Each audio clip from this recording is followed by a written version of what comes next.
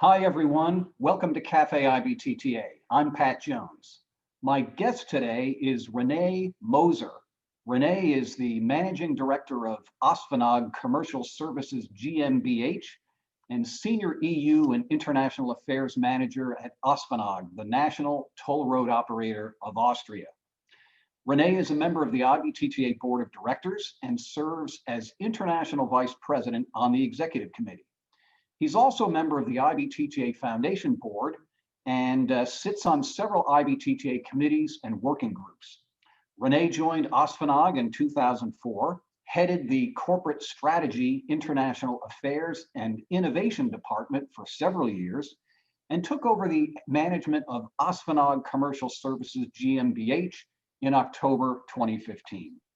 From 2009 to 2011, he was delegated to the European Association of Motorway Concessionaires, ASICAP, and thereafter established and managed ASFINAG's liaison office in Brussels.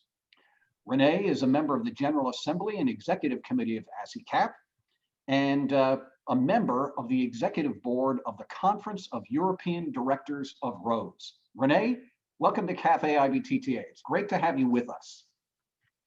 Thanks, Pat. It's great for having me. Good. Well, this is Café IBTTA, where we drink coffee and we talk about things that are interesting, relevant, uplifting, and fun. And today, a special shout out to Cheryl Arnold, IBTTA's Web Services and Conference Production Manager. Cheryl is responsible for the daily maintenance and editing of all content and imagery on the IBTTA website, including digital advertising and the interface with our association management system. She's in charge of planning and executing all designs and functionality improvements to the website to better serve members' needs as we continue to go virtual. She also manages presentations and logistics for all in-person meetings and now for our Zoom meetups. Cheryl has been with IBTTA for 17 years, so many of you know her.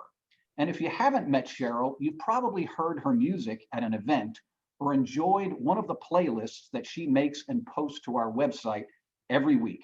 Cheryl, thanks for all you do. Well, this is membership renewal time, and we sent the renewal packets last week, so you should have received it by now. If you have any questions, contact Terry Langford. Also, there's a 2021 membership renewal page on our website featuring videos by these two guys, Samuel Johnson and Mark Compton, our current and incoming president. There are also a bunch of testimonial videos from other IBTTA members. Thanks to you, all of our members of IBTTA. We couldn't do what we do without you. Thank you so much. Well, we are taking your questions today. Use the chat function and select all panelists and attendees. And we want to get you started right away. So in the chat function, all panelists and attendees, write one word or phrase that expresses your feelings about the country in the center of Europe, Austria, and especially some of the cities you may know about or have visited, Vienna or Salzburg. Tell us your feelings about Austria. All right, great music, beautiful. Gateway to skiing, yeah, Sound of Music, the Sound of Music. Yeah, all the Americans love the Sound of Music. Historic. Renee, maybe we'll talk about skiing a little later on. I think you have a story to tell us, yeah? Would be great pleasure. Yeah, Old World Christmas, yeah, the bucket list. Okay, some people haven't been there. Opera. Yes, yes, indeed. Okay, well, very good. We will come back to some of these subjects, maybe skiing in a little while. But first, we want to learn a little bit more about ASFINAG. You know, Renee, I think everybody's familiar with Austria, and the comments here suggest a great love for the music and the food and the dining and all the fun things that happen in Austria. But people may not be that familiar with ASFINAG. So tell us about this important IBTTA member in the middle of Austria, or in the middle of Europe. With great pleasure, Pat. Thank you so much. Yeah, ASFINAG is the sole highway operator in Austria. So we are responsible to manage all toll roads, to operate them, to maintain them, to enhance the existing network, and also to finance all our activities. We manage approximately 1,400 miles of highways. It's sometimes quite challenging because Austria is already at the beginning of the Alps. So we have to maintain and to operate more than 5,000 bridges, 165 tunnels, and we have very different situations where we have to manage our highways. Like in the rural areas, we have highways with less than 20,000 vehicles a day. And here in the city of Vienna, we have more than 200,000 vehicles a day. And I think that shows that it's not the same situation everywhere, but we have to ensure to keep the safety level high on our network and also to keep the traffic flowing. And I think that two major tasks which we have to perform every day. We are a shareholder company, the shares belong to the state. And what is really important, we do not receive any substitutes from the state. It's the other way around. We pay our corporation tax, we pay a dividend, and that's roughly $500 million every year. So I think it's quite a good solution how you could manage highways. And yeah, we try to do our best every day for all our customers. Now, Renee, you're very active in IBTTA as International Vice President and a member of the board, but you haven't always been this active in the association. Tell us how you first became involved in IBTTA and what was it that attracted you to your involvement? That's, I think, is a really nice story because my first active role was on the IBTTA Foundation. And a little bit the histories, I did an MBA program in 2014-15. And this was a joint program of the Vienna University of Business and Economics and the Carleton School of Management in Minnesota. And it was also a cooperation, and we had students involved also from Asia, mainly from China. And during these 15 months, I thought it's amazing to work with people from all over the globe, to see the different cultures and to learn how people are approaching, how they are handling challenging tasks. And so we're a national highway operator. So our core business is here in Austria, and we have a huge network in Europe because we're in the heart of Europe, so we need to cooperate with our neighboring countries. But on top, this international atmosphere, that was great. And I talked to my colleagues here in Europe. And then it happened, I got a call from my dear friend, Emanuela Stocchi from ISCAD, Italy. And she said, Renee, we are looking for motivated and engaged people to support the IBTTA Foundation. Yeah, my reaction was, okay, I already heard and I know IBTTA, and my first meeting I joined was in Berlin, but I had no idea at that time about the foundation. And Emma told me, look, they are dealing with research activities, with education, with charitable good things. And I said, that's fantastic, because that time I was responsible for all our research activities. I applied and my application was accepted. And so in beginning of 2016, I joined the board of directors of the IBTTA Foundation. Then I joined the annual meeting in Denver, which was a fantastic meeting. And I have to mention that I also went to the mountains there, up to 10,000 feet, and fantastic experience for me coming from the Alps. Yeah, and then I got involved in different working groups, connected and automated vehicle, led by Lev Pinellis. I was asked to support as a co-meeting organizer the Managed Lanes conference in Dallas, which was really great to see this new approach. And there were lots of things I could bring back to Austria, to ASFINAG. And yeah, and I joined other committees, and then we had a change in the management of ASFINAG. So the former board member from ASFINAG at IBTTA was Klaus Schierhackel. And then I had a discussion with our new board members, how we should proceed with IBTTA, if they would be interested to apply for a seat on the board. And they told me, no, you should apply because you're responsible for all the international activities of ASFINAG. And I said, yeah, with great pleasure. I sent a letter. I got a nice feedback from Pat. I remember this. And yeah, I was accepted as board member.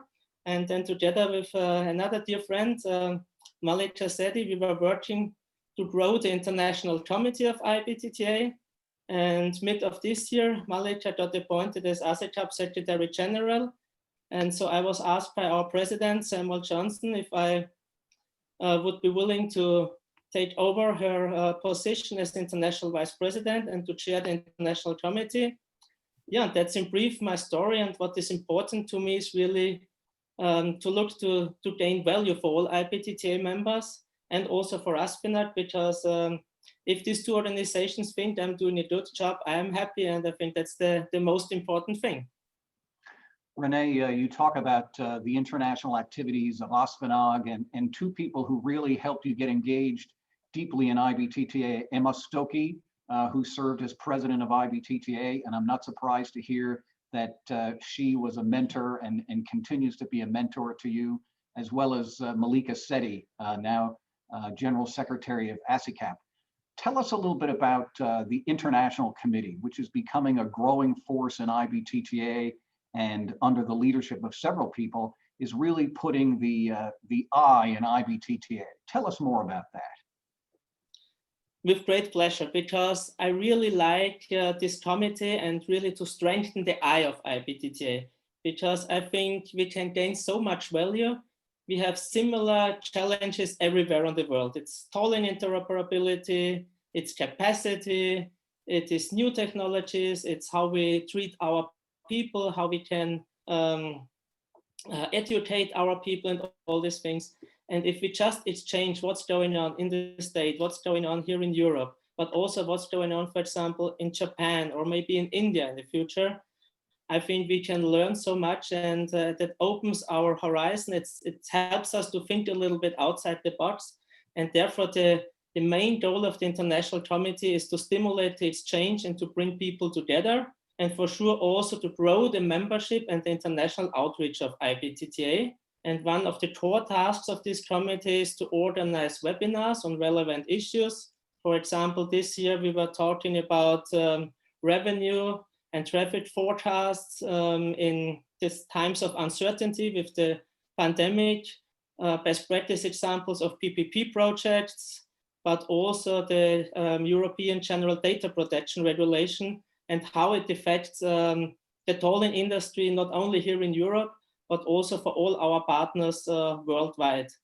And yeah, we are also trying to collect outstanding projects to highlight them. And we had a great session during the annual meeting, briefly describing best practice examples of what we are giving back to the communities.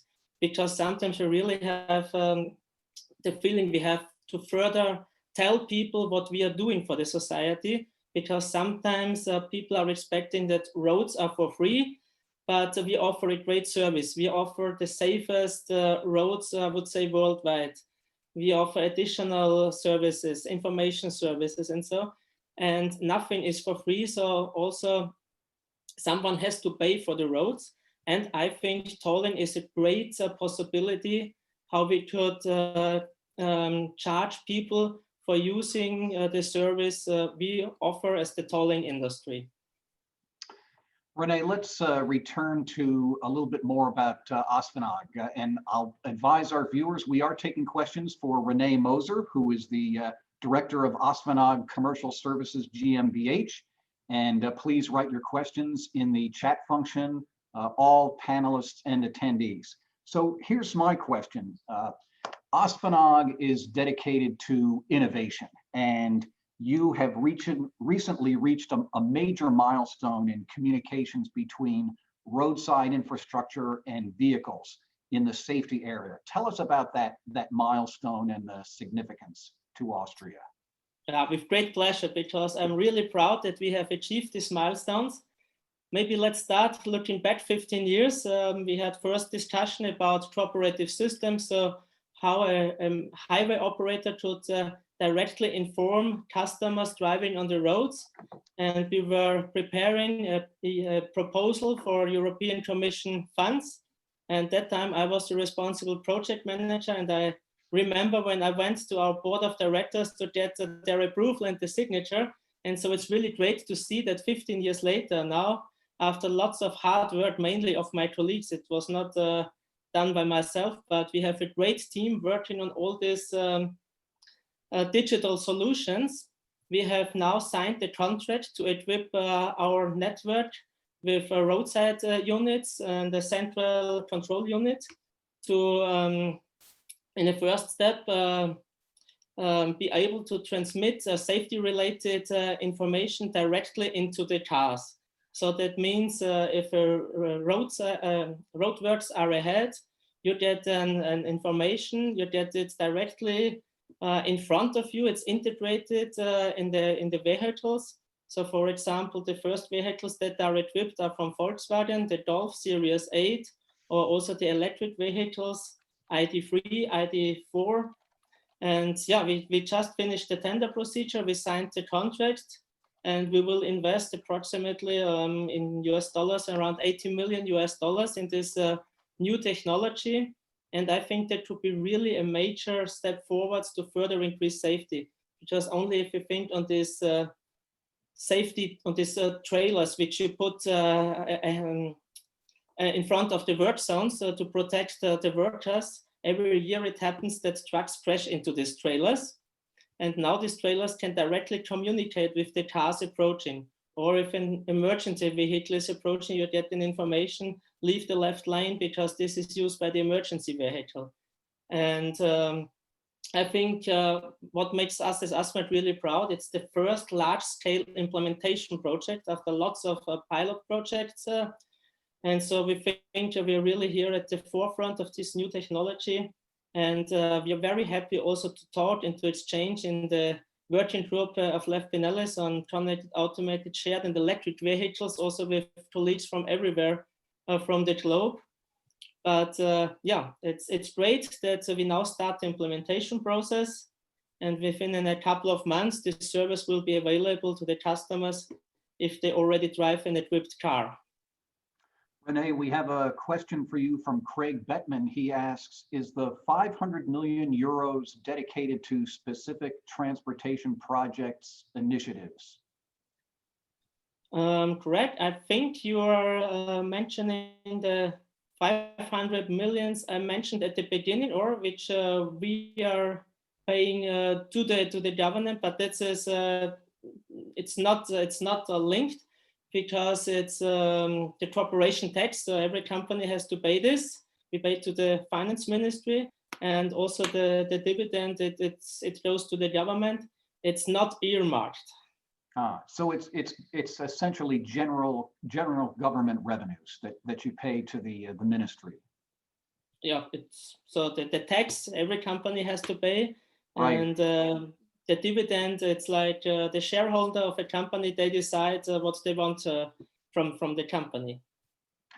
So speaking more about innovation and innovation in people, you know, mentoring and the tolling immersion program is a big initiative of our President Samuel Johnson this year. And I understand that mentoring and leadership development is very important in ASFINAG. Tell us about how that happens. Tell us more about that, Renee. First, I think I have really to mention, I think there are real 3 pillars which are of great importance to me. The first one is innovation. We just talked about it. The second one is education. And the third one is networking. And that's also why I really like IBTTA, because it covers all of these 3 pillars. And I'm really proud also of ASFINAG, because we have a fantastic education program, I would say, for all the different levels of employees we have. We try to further educate our leaders, our co-leaders, potential upcoming new leaders, but also our experts, project management experts, but also experts in other fields. And especially for these experts and potential new leader, we also have now a mentoring program. And I'm also really proud that I was asked to be the mentor for one of the project management colleagues. It's challenging in times of the pandemic, because you cannot meet with these people physically, because we are not both based here in Vienna. So we're also not allowed to travel ASFINAG internally between different locations at the moment. because we have the cases are too high in numbers at the moment. And so we also have to do this virtually. But in general, it's great that also in these difficult times, the company said, yes, we want to launch this program. And we also have a trust mentoring program where we are participating. So that means it's not a ASFINAG mentee and mentor, but the people are coming from different organizations. So for example, a mentor from ASFINAG has a mentee from the railway company. And that's again, it's eye-opening. It's you get new ideas. It helps to think outside the box.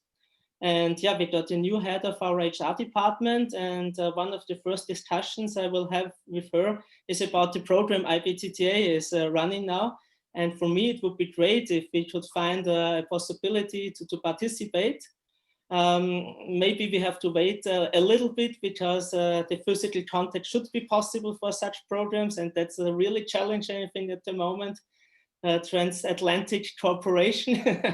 I really keep my fingers crossed that I can join at least one meeting next year also in the States. And I really hope that you will be able to come to Europe for an international meeting soon again. All people from the IBTTA family, I would say. And yeah, but education, I think that's a cornerstone, and that makes a company an attractive company. And I think that's one of the major things you have to do to keep people aligned with the company, because there are so many different challenges around. But if you offer education, if you offer the possibility for innovation and also to talk to people, to network and to grow, I think that really important cornerstones. Renee, thanks for that discussion of innovation, education. I love how you talk about innovation, education, and networking as being some of the three biggest values that you get from IBTTA.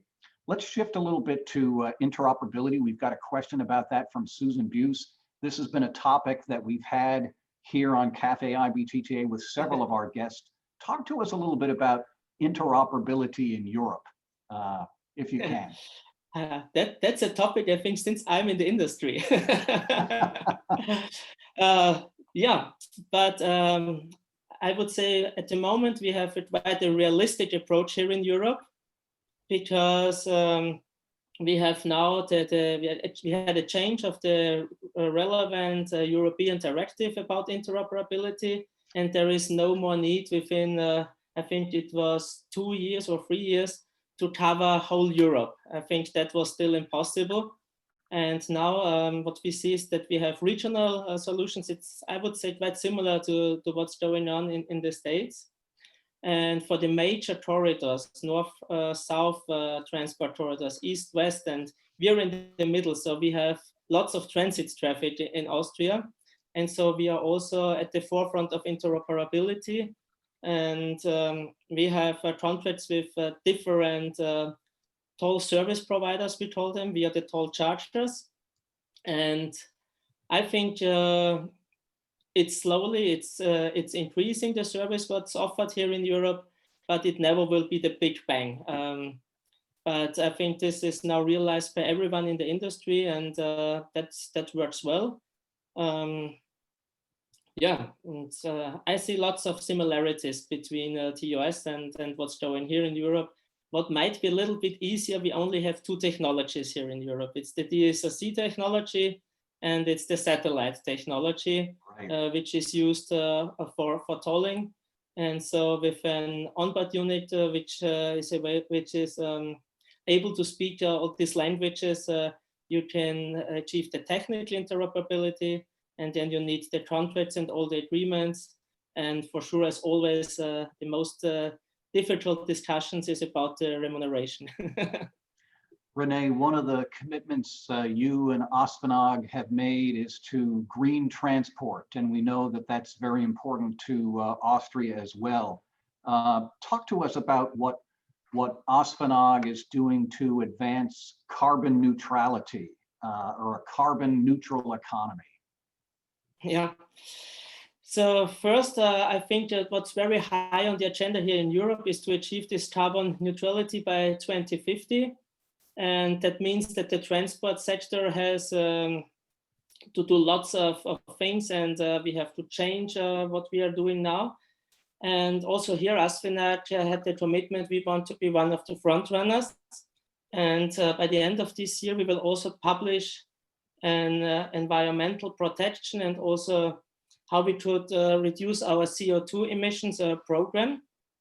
We already have a special toll tariff, for example, for hydrogen powered vehicles and electric powered vehicles above 3.5 tons. I have to say that there are not so many of these trucks circulating on our network in the moment, but it's also like the discussion of the chicken and the egg, who starts first.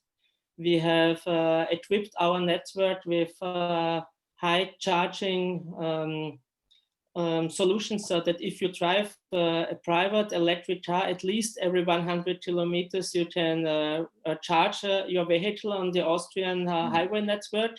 And I think that is an important first step. And we will continue also our plans to add additional charging stations. But we are also discussing what we can do as a company, for example, to invest in solar panels.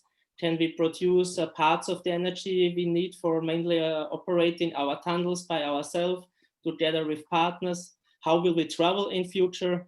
And all these things. And I think it's really important to put it on top also as an point of discussion for the management, that you have this commitment. And for me personally, that is important, because if you have a 6-year-old daughter, she will ask that you are working for a highway operator. What have you done not to destroy my future, not to destroy the environment? And I would be really proud to tell her afterwards, we have done this, we have invested in solar panels, we have supported CO2 reduced vehicles and so on. And yeah, that makes me also proud that ASFINAG has a huge focus also on these important activities. There's so much of an emphasis on technical and technological aspects of innovation, but so much of innovation, I think, happens between your ears. And we have a great question from Mary Solak, who asks about the Leadership Academy and how that experience has helped you in your career. Yeah, I think that was one of the best experiences I ever had. It was really fantastic. And I have to say, it was not that easy for me, not because of the application process, but 1 week before the Leadership Academy started, I broke my leg, my tibia bone, when I was skiing. So I was off for 3 months. So I missed the Leadership Academy this year. I applied again next year. And then I think I really was able to join a fantastic class. And I learned a lot, also different perspectives about what does it mean to be a good leader. We had good keynote presentations. We had fantastic discussions between the participants. And I think it's like a puzzle. It's not you go to the Leadership Academy and afterwards you're a different person, but you take 5 important pieces for this puzzle. Then you continue. We are still in contact. It's fantastic that we have now the LAAA, the Leadership Alumni Association, to keep in contact, to further expand the network of alumni of the Leadership Academy. And so I think that helps a lot. And I'm really thankful to IBTTA that you offer all these possibilities. And it was not so much content-wise, but it was really how to lead your team, how to lead your organization. And for sure, we also, with Barbara, Dr. Barbara Gannon, she was a fantastic facilitator. Renee, I'm going to make a couple of brief announcements, and then I'm going to come back to you for your final words of wisdom before we depart. So next week, Café IBTTA is taking a holiday in observance of Veterans Day in the United States. I'd like to salute all veterans, especially my dad, Walter H. Jones Jr., pictured here, well, soon I hope pictured here in 1944. He was a veteran of World War II and served in the U.S. Army in the European theater as a corporal with C Company, 504th Parachute Infantry Regiment, 82nd Airborne Division. Among my dad's awards and decorations include the Presidential Citation and Croix de Guerre, as well as the Purple Heart with Oak Leaf Cluster for wounds received in action in Chenot, Belgium in late December 1944. After recovering from his wounds, he rejoined his unit and was in Berlin when Germany surrendered. Dad, thanks to you for your service, and thanks to all veterans for your service. So our next Café IBTTA will be on November 18th, and our guest will be Dr. Barbara Gannon, who Renee fondly and kindly mentioned, who served as the director of IBTTA's Leadership Academy since its inception in 2008. Coming up, November 10th, leveraging the cyber kill chain to reduce risk. Mark Cantelli of Toll Plus is the moderator of this webinar with an excellent panel. On November 12th, another webinar, Managed Lanes and HOV Enforcement Practices and Technologies, jointly presented with the TRB Standing Committee on Managed Lanes. November 18th is our first meeting of the book club on how to be an anti-racist, led by Midria Clark, who was our Café IBTTA guest last week. Check out the IBTTA website for full information on all our events. Well, Renee, what words of wisdom do you have before we sign off? Okay, now great pleasure. Think outside the box, be innovative, and use this fantastic network IBTTA offers. Renee, thank you so much for being with us. It's been an absolute pleasure. And to the IBTTA members, be safe, keep in touch, and we'll see you down the road. Thanks, Renee, and thanks, everybody. Thank you, Bat.